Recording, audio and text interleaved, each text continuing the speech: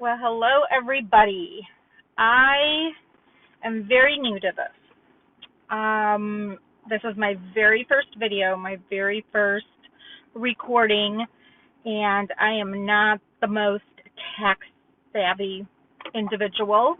My husband is, so hopefully he'll help me if I decide to post these. Right now, I kind of decided to do this for myself, just to chronicle my journey and um, to remember, what happened, and also to maybe hold myself accountable somewhat.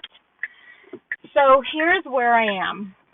I found out that I am approved for the bypass surgery, and I have the date set for November 10th, 2020.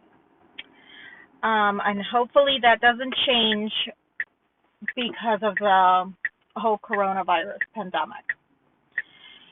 So right now it's October 22nd, I believe, and I just had my last consultation with a dietitian. We went over all of the steps and everything that I need to do for my liquid diet, which is going to be 2 weeks, which I need to start on the 27th, which is next week.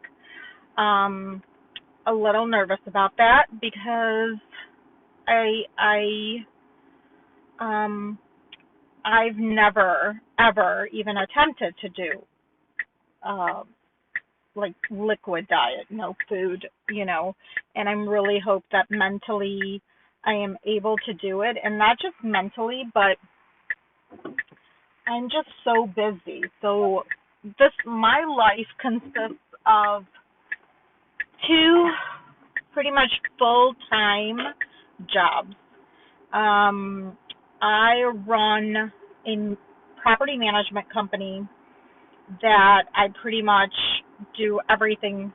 I mean, for the most part, I do everything myself. And we manage quite, a handful of large properties. I have 3 children.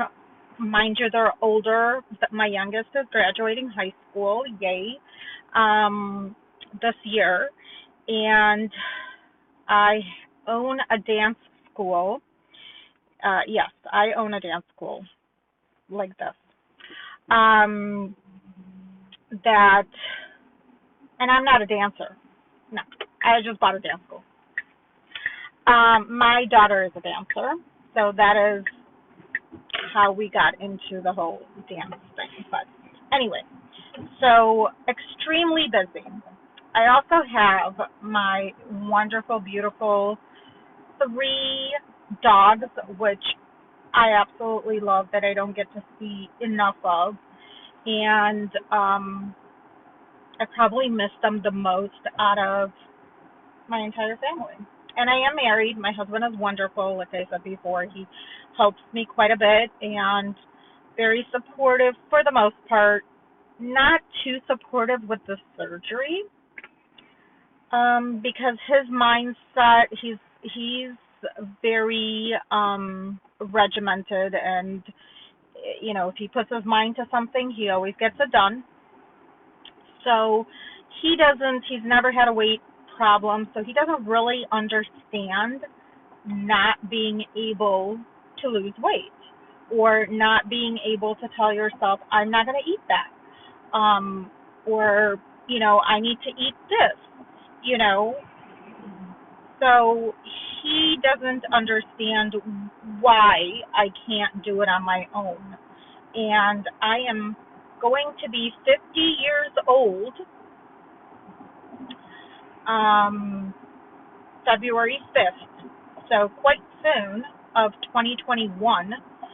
And I have tried my hardest to lose weight, and I've tried everything, everything. A little bit of my family history is obesity pretty much runs in the family. I mean, my mother was close to 300 pounds. My sister also close to 300 pounds. My niece is pretty large as well, just like I am. And by the way, I apologize for doing this in the car and for the shaking and moving and the light is glaring and all of that. But really, this is the only time that I actually have to myself without somebody coming in and interrupting. So hopefully you guys are okay with this, because this is really the only time. And I'm apologizing right now actually to nobody, because I'm not quite sure if I'm even going to post these videos, because for right now I'm just doing this for myself, like I said. But anyway, going back to my family. So both my mother and my sister had gastric bypass surgery. Now, they had their surgery a long time ago. My mom had her surgery probably at least like 20, 25 years ago, like when they first started doing the surgery. And my sister, it's probably been at least 15 years for her as well. My sister's older than I am, definitely. I remember what my mom went through. I was still kind of young, so I don't quite remember too much, but I know she didn't have a lot of support as far as, dietitians and coaches and groups that she could join to help with her journey. So she made a lot of mistakes. And I remember she was vomiting almost after every meal. And she did end up losing a lot of weight, but then she also ended up gaining weight. And it's just, she didn't gain it all back. She's still, she's in her 80s now. So, but she still looks good. And, for the most part, she kept enough weight off for her to stay as healthy as she could. My sister also didn't, I don't think she joined any groups, any support groups. I don't think, I remember she did. My sister and I are not very close, so we weren't very close at that time, so I don't really know her journey very well. But when I do ask her about it, she says she would have never done it again because she went through so much pain, and this is where they did the full incision. It was not laparoscopic. And so she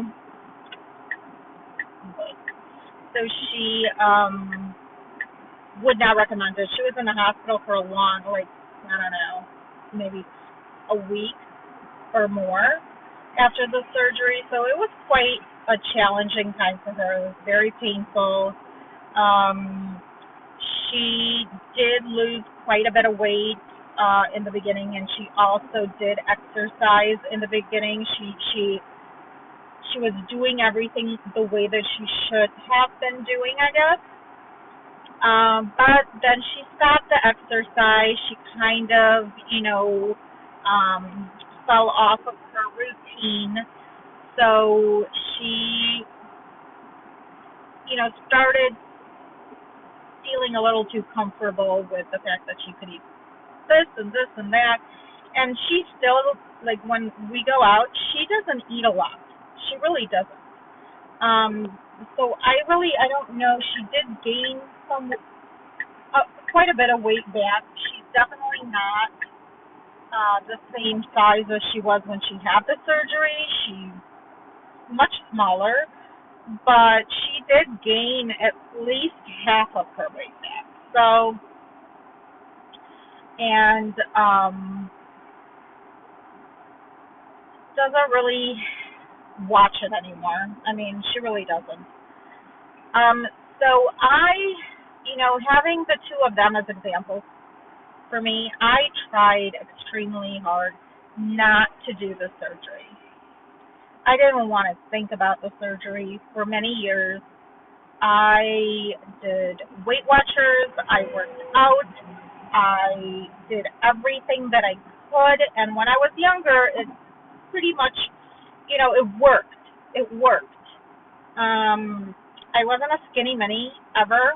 I just wasn't ever a skinny mini, but it worked. I was still overweight, but on the healthier side. Well, now I notice as I'm getting older, it's just so dang hard to keep the weight off or even to lose the weight. I mean, it's impossible. And it's harder to move. It's harder for me to I have major back issues that I have had surgery for. So it's hard for me to, especially now with all this weight that I've put on, it's just hard. And it's hard to get motivated to do anything because I'm in pain all the time. And because I'm so tired and I'm working so much that when I come home, the last thing I want to do is work out or go for a walk or anything physical. Um, I just want to lay down on the couch and, uh, snuggle with my dogs or talk to my kids or watch a movie or a show. I mean, I just don't get to do that. And I know better. I know that I need to force myself. But it's almost like a catch-22. Like I'm in pain and I'm overweight, and the only thing I can do to make it better is to start doing something so I can lose the weight because that's the only. But I can't, you know. And my routine is horrible. I mean, my daily routine is really bad. So I pretty much go from one job to the next job, and if I pack something for myself, which I'm gonna be truthful that I don't normally pack anything for myself because I actually look forward to going through a drive-through and getting some food. Because that's the only thing I have in life that I really enjoy, you know, um, from one job to the next. So, anyway, I finally made this decision. And I know this video is going on and on and on, and it's been a long time coming. This whole process has taken me, and I don't know if it's been longer because of COVID, but it's, let's see, I started before COVID hit, so probably February of last year, like towards the end of February of last year, and it is now I will be having the surgery in November. Fingers crossed, I will be having the surgery in November. So, God willing, everything goes well, and they're still doing, I'm so sorry, it's shaky, it's going to get better. They're going to be doing surgeries then, and they're not going to be sending them off because that's going to suck. Am I mentally ready for this? I think I'm mentally ready for this, but I don't know if I am. I'm definitely physically ready for this. I don't know if how I'm going to deal with the beginning. I have really bad gag reflux, so pretty much anything slightly disgusting will make me gag. I cannot drink, and pretty much every single protein drink and shake that I have tried thus far is disgusting. And I just don't know how I'm going to force myself, which I have to force myself, right? But I don't know how I'm going to force myself to do it. But I have to.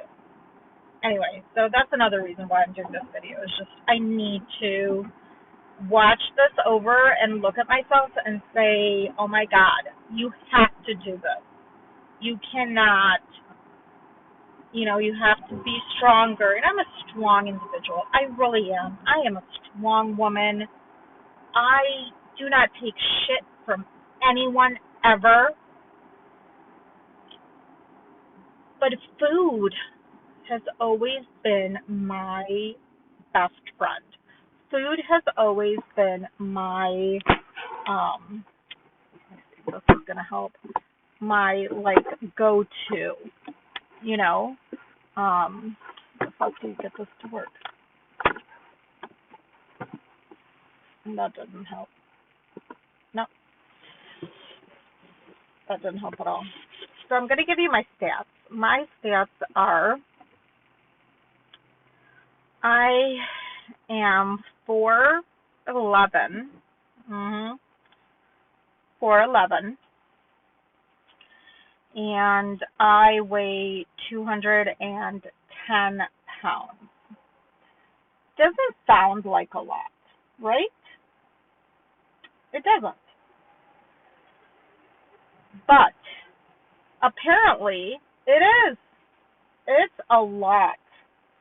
According to my doctor, I'm pre-diabetic right now. I have a really severe case of sleep apnea.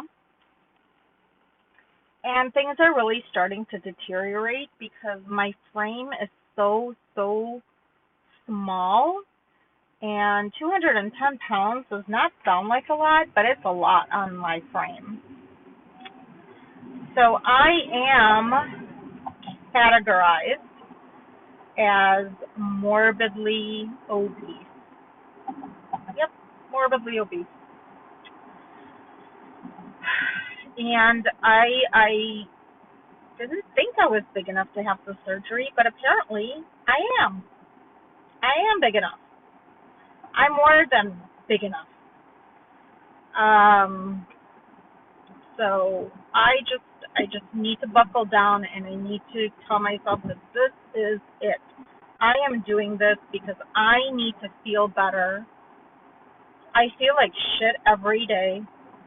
I don't want to see people. I don't want to go out. I always find excuses to not see people or do things. And I have to. I'm only 50 years old. Not even. I'm young, right? And I have to do this stuff. I have to be there for my kids and my grandkids. I mean, I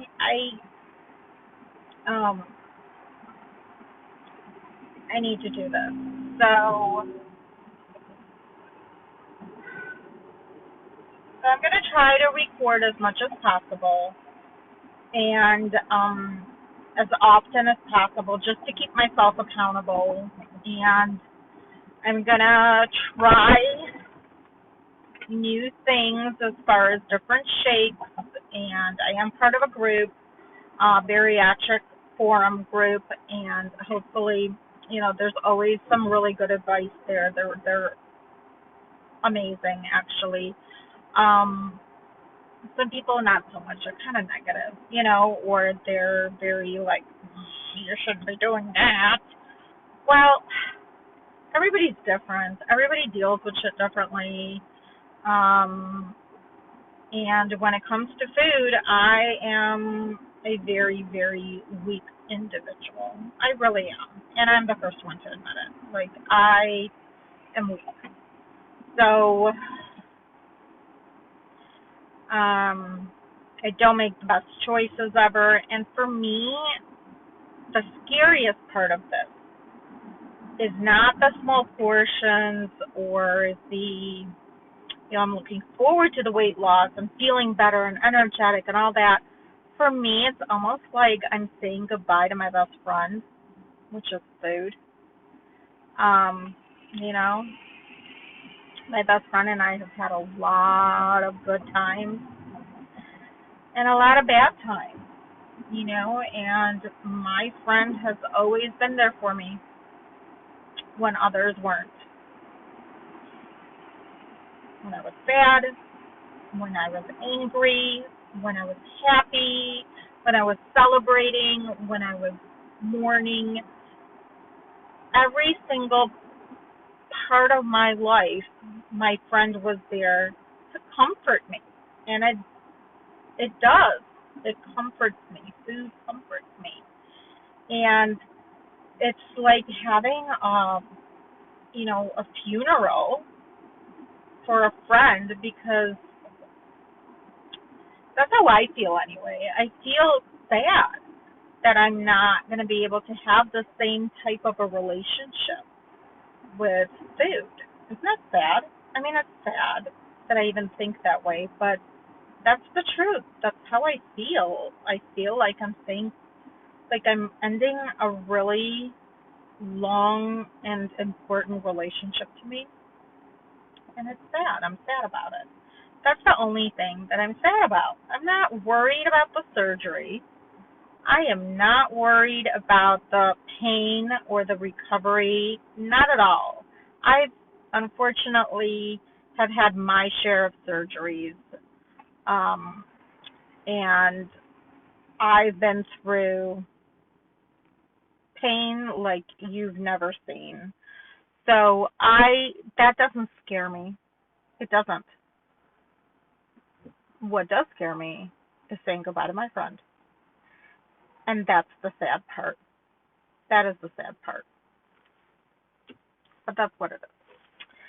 So, I am right now getting ready. I'm reading up, I'm watching all the YouTube videos of everybody that's done this in the past. I am reading up on all the different shakes, all the different tricks, and how people are surviving this diet, or not diet, this lifestyle. And I'm taking it day by day.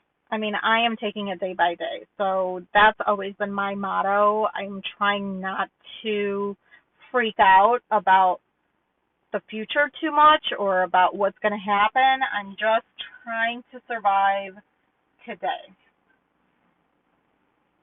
Can I get through today the best way that I can and the most positive way that I can? And that's going to be the trick. So I'm glad I started this. I'm glad I have. It's like therapeutic. It's nice that I get to do this, that I'm doing this. I don't know if you'll ever see it, but it's nice that I'm doing it. And I'll just keep doing it because it actually makes me feel good that I'm talking. It's like I'm talking to somebody. It's nice. So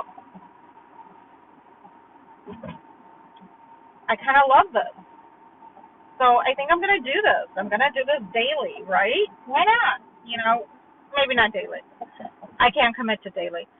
But I can commit to doing this as often as I possibly can so you guys can see my journey, the good, the bad, and the ugly, not hiding anything from anyone, and we'll see how it goes, So first step is buying everything I need for my liquid diet, and trying to navigate through that day by day by day. So I will see you guys soon, and I will keep you posted.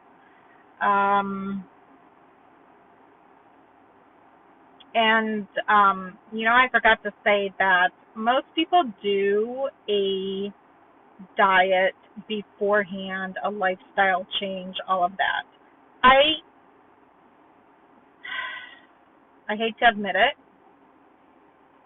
but I did not, and I am not.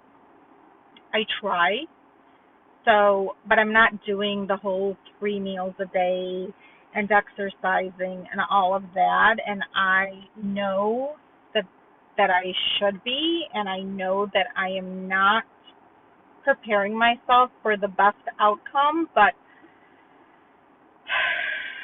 it's just been difficult. And I figured that when I will buckle down and do those pre-op diets, and hopefully I will get into the rhythm of things to be better. And then after that, I'm going to have the surgery, and I am going to be forced to get to stay in that rhythm. So hopefully that's what's going to make me change, and not, you know, be such a freaking loser that I can't even do a stupid diet. But anyway, um, so I will see you guys soon, and give you more of an update. Okay?